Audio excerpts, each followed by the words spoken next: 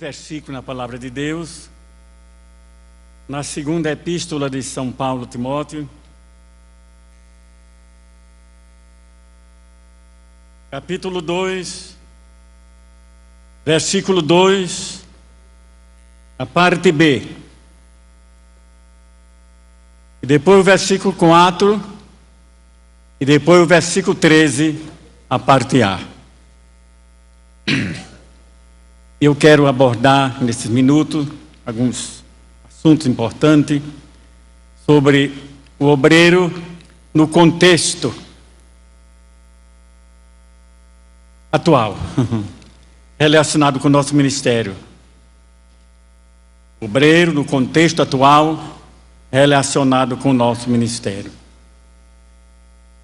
2 Timóteo 2, capítulo 2, versículo 2, a parte B. Confiam a homens fiéis, que sejam idôneos, para também ensinarem a outros. Vejo bem, meus amados, a responsabilidade que Paulo estava recebendo de Deus, transmitindo para os obreiros novos, e suficiente aquele que estava o substituindo ou recebendo ordem diretamente do seu superior. Confiam a homens fiéis. Segundo, idôneos, para que também possam ensinar a outros. Capítulo 4. Ninguém que milita se embaraça com os negócios desta vida, a fim de agradar aquele que o chamou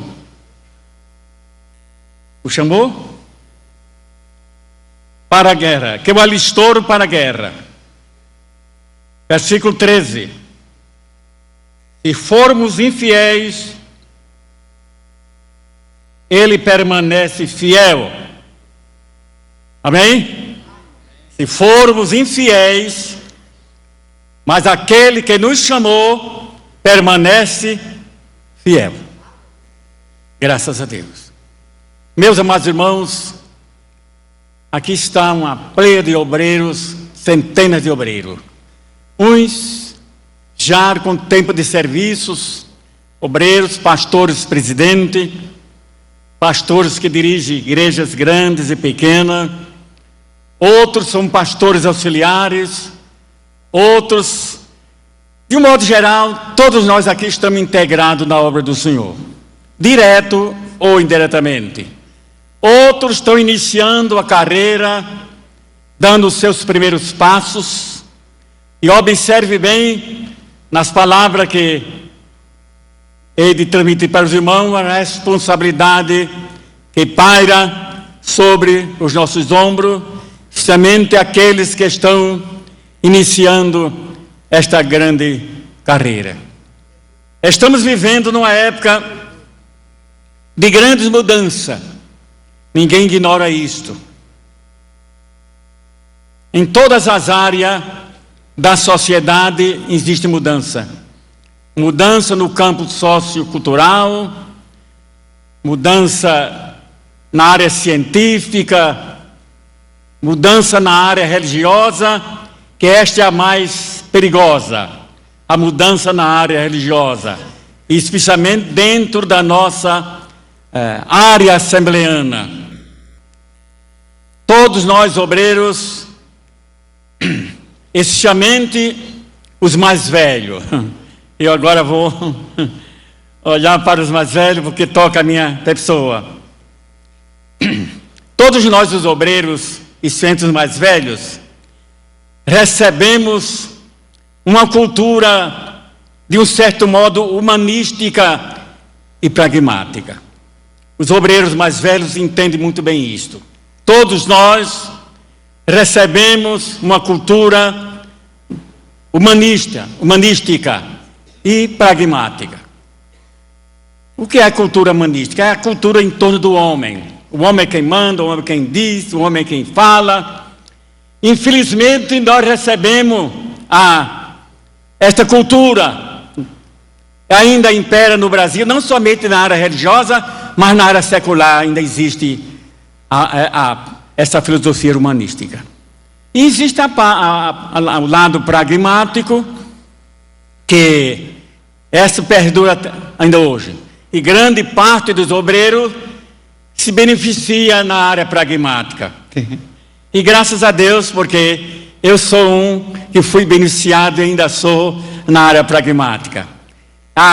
É aquilo que você aproveita no momento, aquilo que você vê, que você vai colhendo de outros e vai aplicando. Então a pragmática, ela é tolerável. Ela é tolerável porque faz parte do nosso dia a dia. Todos nós vivemos nesta área. Muitas coisas fazemos buscando a área pragmática. Mas a área humanística, ela é prejudicial. Porque leva o homem a centralizar-se em torno dele. Isto é prejudicial. Creio que a fé e a razão devem trabalhar junto. Não deve haver distorção entre fé e razão. Você não pode usar somente a fé, porque você torna-se fanático, radical, e você não pode usar só a razão. Tem que haver as duas trabalharem junto, fé e razão. Portanto, não podemos fazer tudo baseado somente na fé. Não, ela tem que comungar com a razão.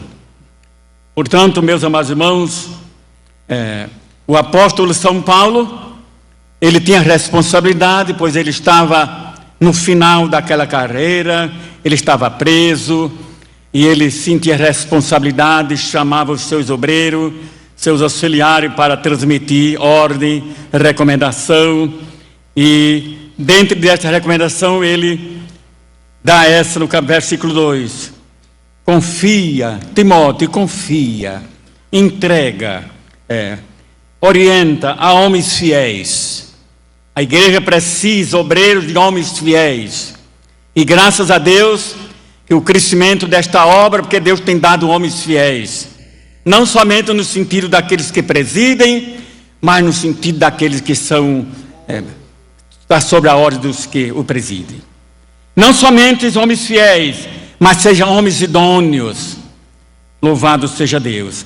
Há obreiros, meus amados irmãos, que muitas vezes se isola, se afasta. Ele não comparece às escolas bíblicas, aos obreiros, às convenções. Às vezes reuniões importantes, é convocada pelos meios de propaganda, pela imprensa, pelo nosso jornal, e às vezes o obreiro não comparece. Por quê? Uns se baseado que já sabe tudo. Ele é humanista, ele já sabe tudo, ele não precisa mais aprender. E acha que aquilo não precisa. Mas, meus amados irmãos, eu confesso para os irmãos que eu continuo sendo um aprendiz eterno, graças a Deus. Então, eu espero que nesta tarde, que as minhas palavras não venham contrariar nem contradizer a opinião de muitos, simplesmente aqueles que são mestres. Sexta-feira, perguntaram ao presidente Kennedy, que foi um grande presidente dos Estados Unidos, qual era a fórmula infalível de governar. Não sei se foi um jornalista, foi alguém que perguntou a ele: presidente, qual é a fórmula infalível de governar? Ele respondeu: eu não conheço nenhuma fórmula infalível de governar. E o repórter disse: e o que é que o senhor tem a dizer? Ele disse: olha, eu conheço sim a fórmula infalível de fracassar. E o articulista exigiu, e ele disse: qual é? Presidente, é querer agradar a todos. Estão entendendo? É querer agradar a todos. E os pastores que presidem têm essa experiência. Querer agradar a todos não dá. Foi essa a resposta daquele grande homem, presidente Kennedy. A forma infalível de fracassar é querer agradar a todos. Em se tratando numa escola bíblica, e às vezes a gente ouve questiúnculas, pessoas se queixando, porque às vezes não foi considerado, não foi atendido. Mas, meus amados irmãos, a Bíblia diz que aquele que presida com cuidado. Louvado seja Deus. Nós precisamos de obreiros a moda Tito. Vamos ler, os irmãos me ajudem aí. 2 Coríntios capítulo 7, versículo 6. Precisamos de obreiro a moda Tito. Deus que consola os corações dos abatidos. Como é que diz o resto? Nos consolou com a vinda de Tito. Significa que Tito era um obreiro de consolação. Paulo estava aflito, passando por dificuldade, precisando de uma colaboração de alguém, e naquela hora chegou Tito, e Tito trouxe uma palavra de consolação. Meus amados irmãos, obreiros, quantas vezes nós na nossa igreja, no nosso gabinete, na nossa missão pastoral, estamos carentes de uma palavra de consolação. E nesse momento, nós precisamos de obreiro de consolação, que tenha sempre uma palavra de consolação para aqueles que estão desanimados, para aqueles que muitas vezes estão passando por tentações tremendas. Isso é importante. Então, diz o apóstolo Paulo, obreiro de consolação à moda de Tito. Vamos ler ainda no livro de Tito, capítulo 2, versículo 13. Um pouquinho à frente, Tito 2,13, para incentivar obreiro de consolação.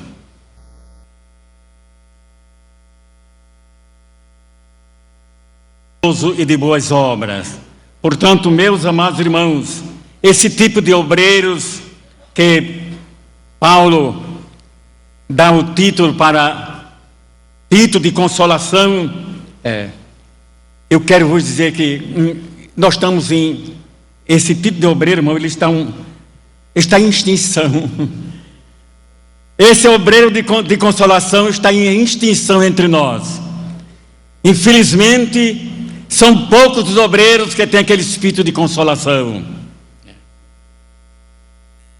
Não esqueçamos que Deus tem levantado homens para dirigir grandes obras. Homens que Deus tem dado poderes, eles têm poderes delegados. Deus delegou poderes.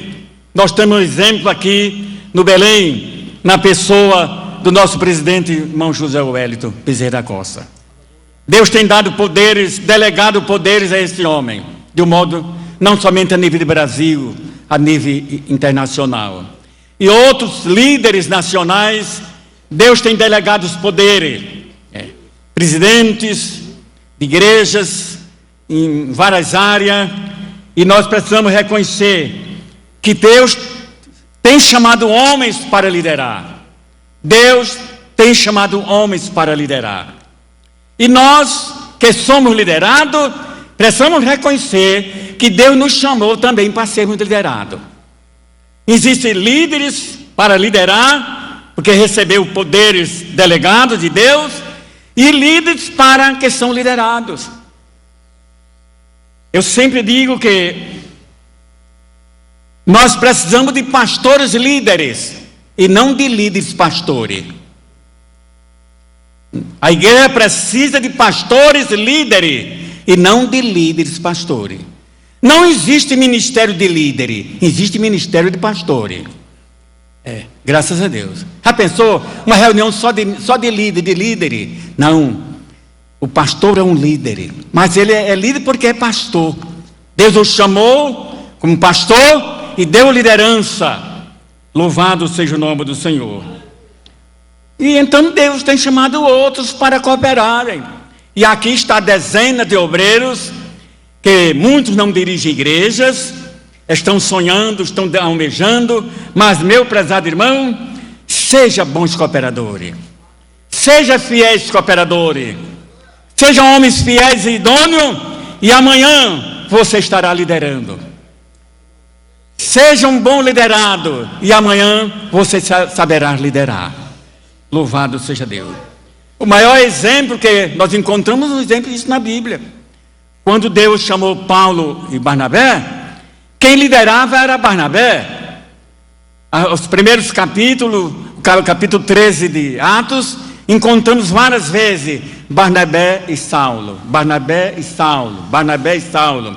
Depois muda, é Paulo e Barnabé, Paulo e Barnabé. A liderança de Barnabé passou para Paulo. Paulo agora era o líder. E às vezes não entendemos isto. Dentro da igreja, dentro do ministério, trabalha um grupo de obreiros, pastores, presbíteros, homens preparados, culturalmente, biblicamente, e ficam pensando, quem será? Cada um tem o seu sonho, o seu desejo, e amanhã Deus levanta um daqueles que trabalha com eles para ser o líder, e ele não quer aceitar. Quem devia ser eu?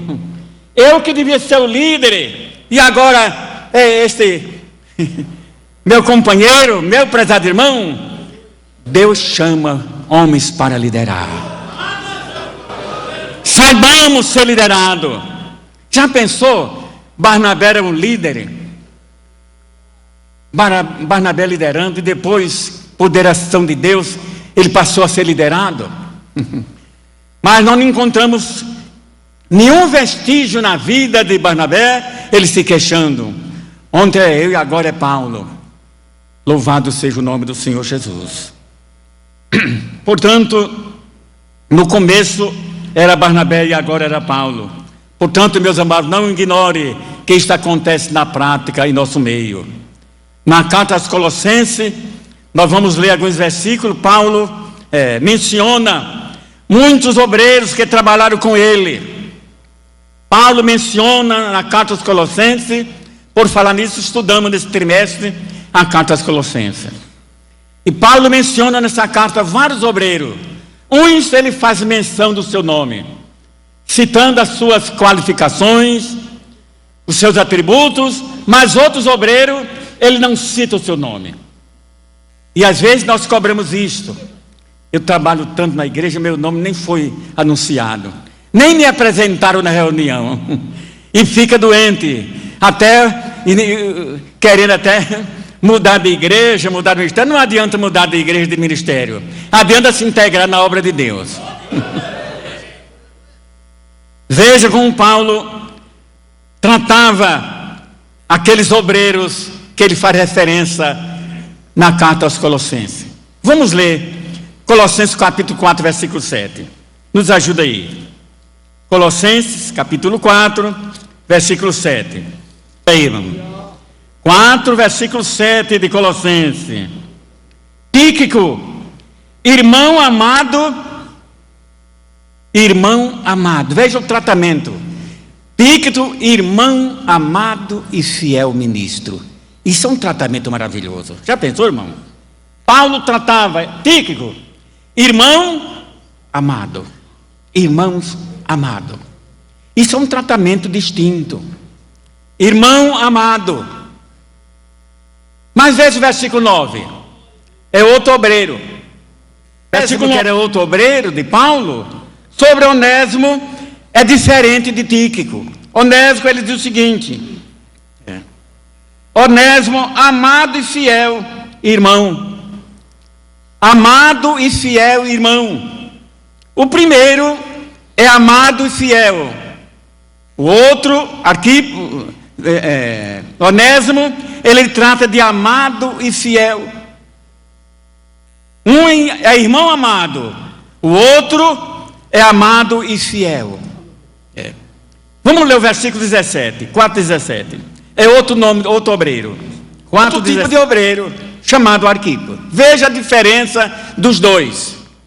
Como ele se dirigiu a Tíquico e a Onésimo. Os tratando amado e fiel, fiel e amado. Mas para este chamado Arquipo, mudou completamente o tratamento. Foi uma palavra de advertência, uma palavra de exortação, que muitas vezes não queremos ouvir. Nós só queremos ouvir palavras de amado, queridinho, você é uma joia, você é do meu coração, você é nota 10, você vai ser meu auxiliar, você... E essas promessas agradam muito. Mas veja o que aconteceu com Arquipo, me ajude aí. Dizer a Arquipo. Ele chamou Arquipo de amado irmão, de fiel ministro? Não, mas era um obreiro, era um trabalhador. Mas o tratamento foi distinto dos outros. Por quê? Porque havia falta. Arquipo precisava ser corrigido. Arquipo precisava ser exaltado, que muitas vezes não queremos aceitar. Mas, meus amados irmãos, aquele que preside sobre nós, aquele que lidera sobre nós, ele tem autoridade delegada por Deus para nos orientar. Aprenda isto. Aquele que é delegado por Deus para dirigir, para presidir, ele tem autoridade para nos orientar, nos corrigir. Não precisamos ficar triste quando somos chamados à ordem. Vejam o que ele diz aqui. Arquipo, atenta para o ministério que recebeste. Você tem vergonha, rapaz. Você tem que cuidar do ministério. Você não está dando conta. Que acanha, Arquipo. Você não está tratando direito, não. Na linguagem, eu estou parafraseando, mas a linguagem popular seria esta. Arquipo, atenta para o ministério. Não é desta forma que você deve trabalhar. Não foi desta forma que eu te coloquei aqui. Você assumiu o ministério, a igreja, o trabalho. Você recebeu recomendação. Você recebeu orientação. Olha aqui, o pobre do Arquipo estava passando por aperto. Atenta para o ministério que recebeste. De quem? De quem ele recebeu o ministério? Note bem, ele não recebeu o ministério de Paulo, não. Ninguém recebeu o ministério. Dezenas de obreiros que receberam imposição de mão do ministério aqui, através do pastor Wellington, do ministério do Belém, mas eles não deram ministério para os irmãos. Irmão Wellington não tem ministério para dar a ninguém. Tem, irmão? Zé Pereira não tem. Os demais irmãos aqui não tem ministério. O irmão de Santana lá também não tem, irmão. Você tem ministério para dar para os outros? Tem? Quem tem ministério aqui para dar para os outros? Por aí tem, irmão. Há poucos dias lá no Ipiranga chegou, lá no gabinete um irmão, uma cartazinha, um credencial muito bonito. Uma bandeira brasileira traçada no meio, mas bonitinho, pratificado. E eu li e ele disse, olha, irmão, eu sou... E que ministério é esse? Eu sou do ministério, irmão. Eu não vou dizer...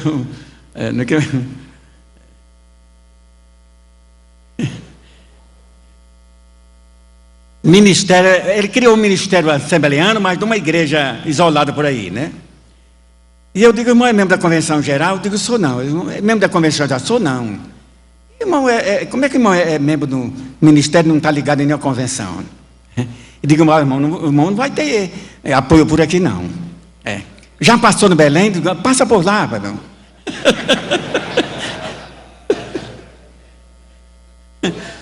Quem foi que lhe deu esse ministério? E eu, exigindo muito, depois ele foi fiel. Não, irmão, eu trabalho em certo lugar lá, e o povo gostava de mim, onde eles me consagraram. A pastor me deram uma carteirinha. Meus amados, são pessoas que recebem ministério de alguém. Mas aqui, Paulo está dizendo aqui, pô, atenta para o ministério que recebeste do Senhor. Nós recebemos o ministério de Deus para que eu cumpra. Se subentende, o verbo cumprir aqui, subentende que ele não estava cumprindo o ministério.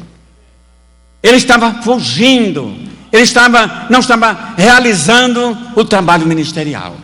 Meus prezados companheiros, você que trabalha ao lado do seu pastor, você que é um candidato ao ministério, saiba que nenhum ministério, nenhum pastor tem ministério para dar. É Deus que dá o ministério. Olha aqui.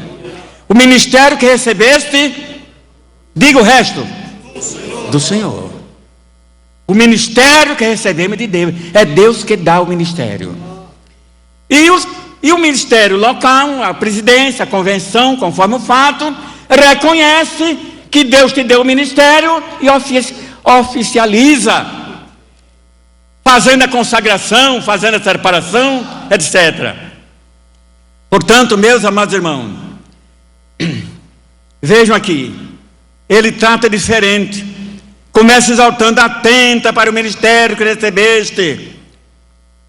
Cuidado, meu prezado irmão, com o ministério que recebeste. Cuidado, o ministério é coisa importante. Não se vende, não se troca, porque foi Deus que nos deu. O pastor que preside, diz Paulo, aquele que preside com cuidado. O pastor que preside deve ajudar. É verdade que a responsabilidade é muito grande, aqueles que presidem. Sejam o presidente no sentido geral, como aqui no irmão Wellington, como os demais pastores aqui que presidem a igreja. Sabe muito bem da responsabilidade. O que eu quero dizer: quem preside precisa ter um espírito de consolação, a moda Tito. Precisa ajudar, não somente ajudar, mas exortar os seus subordinados. Ajude aqueles que estão desanimados. Ajude aqueles que estão tentados, querendo deixar o ministério.